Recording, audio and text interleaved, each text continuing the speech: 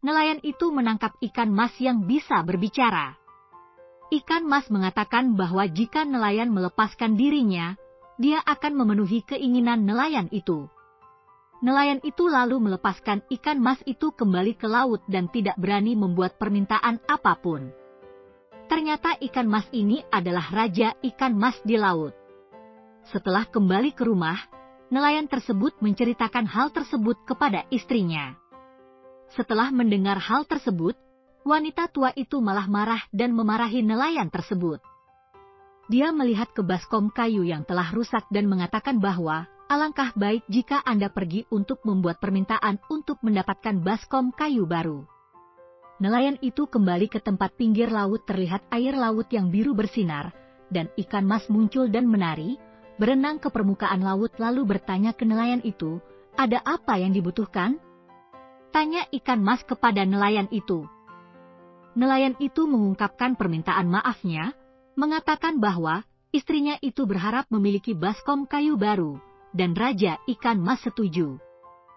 Ikan mas berenang kembali ke laut. Ketika nelayan pulang, dia melihat wanita tua itu menggunakan baskom kayu baru. Tetapi wanita tua itu memarahinya lebih keras lagi, mengatakan bahwa, "Kamu sangat bodoh, apa gunanya baskom kayu ini, walau bagaimanapun, kamu harus kembali ke pinggir laut untuk membuat permintaan dengan ikan mas lagi dan meminta rumah baru." Jadi nelayan kembali ke tepi laut, dan air biru mulai bergoyang gelap.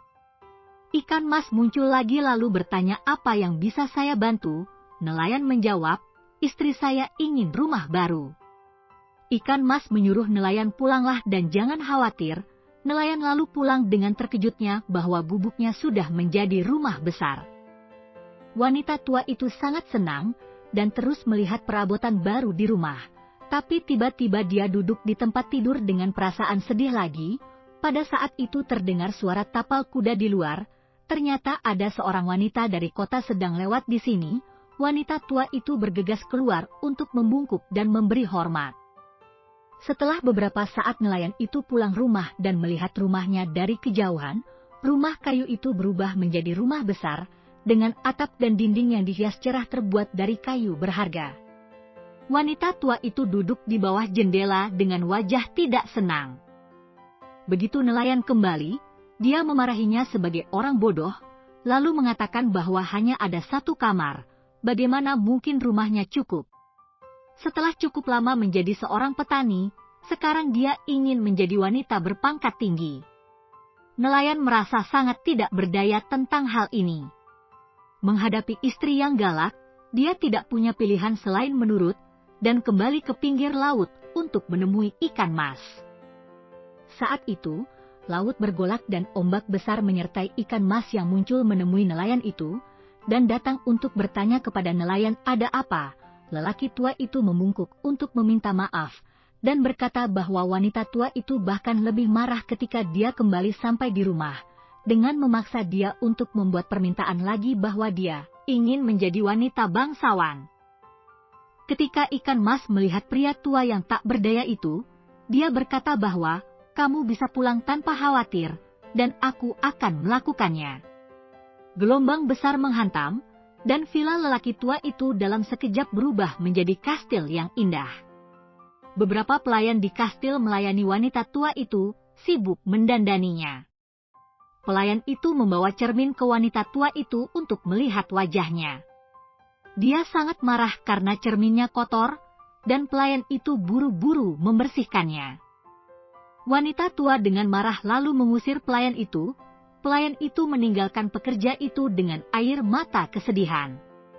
Wanita tua mengenakan pakaian cantik, topi wanita, kalung tebal di lehernya, cincin emas di tangannya, dan sepatu bot kulit khusus kelas atas di kakinya.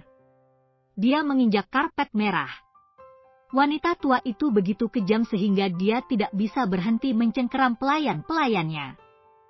Ditegur oleh nelayan itu agar tidak berperilaku kejam terhadap pelayannya, wanita tua itu menyuruhnya diam, dan memerintahkan pelayan untuk mendorong pria tua itu untuk dijadikan pemandu kuda. Hari demi hari berlalu, wanita tua itu keluar setiap hari untuk berparade, menikmati kesenangan. Tetapi suatu hari mereka tiba-tiba bertemu dengan ratu yang sedang bepergian, dan keduanya buru-buru memberi hormat kepada ratu. Wanita tua itu memandangi ratu yang akan pergi, dan merasa sangat kesal. Dia berbalik dan memberitahu nelayan bahwa sekarang saya ingin menjadi ratu sehingga semua orang di dunia menghormati saya. Permintaan ini hanya didengarkan kuda dan pelayannya begitu nelayan mendengarkan kabar angin istrinya ingin menjadi ratu. Nelayan berpikir bahwa istrinya yang serakah itu sangat tidak cocok untuk menjadi ratu, lalu menasihati istrinya untuk tidak mempermalukan negara. Tetapi wanita tua itu memberikan pukulan besar kepada nelayan. Dalam perjalanan pulang, dia terus memarahi nelayan, mengatakan bahwa dia seorang paria, dan cukup berani berbicara kepada wanita bangsawan. Ketika dia sampai di rumah, dia memaksa nelayan ke pinggir laut lagi. Dia mengancam nelayan bahwa jika dia tidak melakukan apa yang dia minta, dia akan memerintahkan pelayan untuk menangkapnya ke dalam sel penjara. Nelayan tidak punya pilihan selain kembali ke pinggir laut. Saat ini, laut bergolak dan langit mendung gelap. Nelayan itu terus memanggil ikan mas.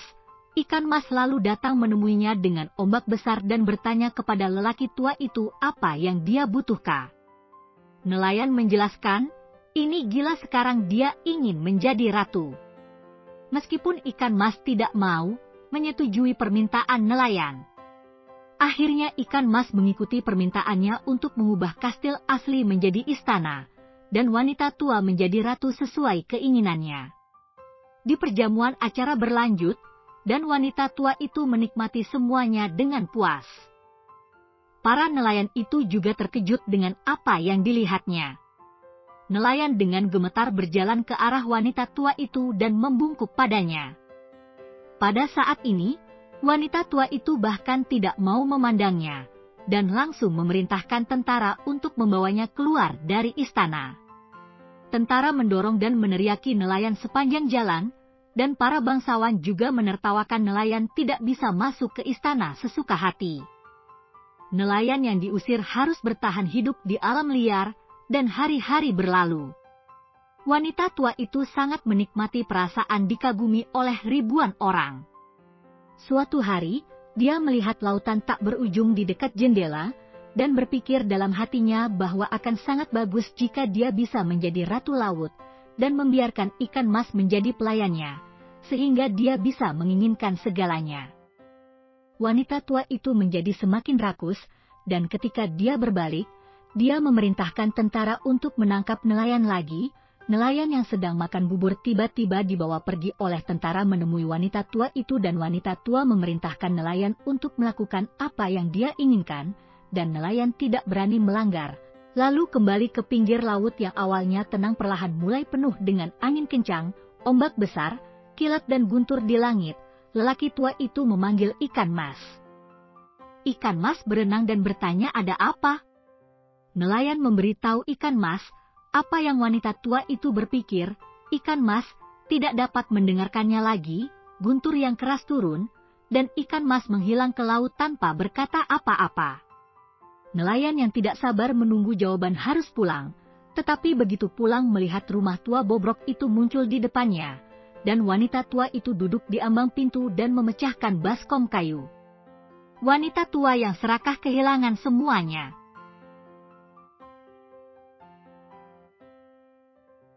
Kisah ini mengajarkan kita bahwa manusia tidak boleh serakah dan tidak memikirkan kepentingan orang lain, akibat dari serakaha merujuk pada keinginan yang tak terpuaskan untuk memiliki lebih banyak dari apa yang seharusnya dimiliki seseorang. Ini dapat mencakup keinginan berlebihan terhadap uang, kekuasaan, atau sumber daya lainnya. Serakah seringkali dianggap sebagai sifat negatif karena dapat merugikan orang lain dan merusak hubungan.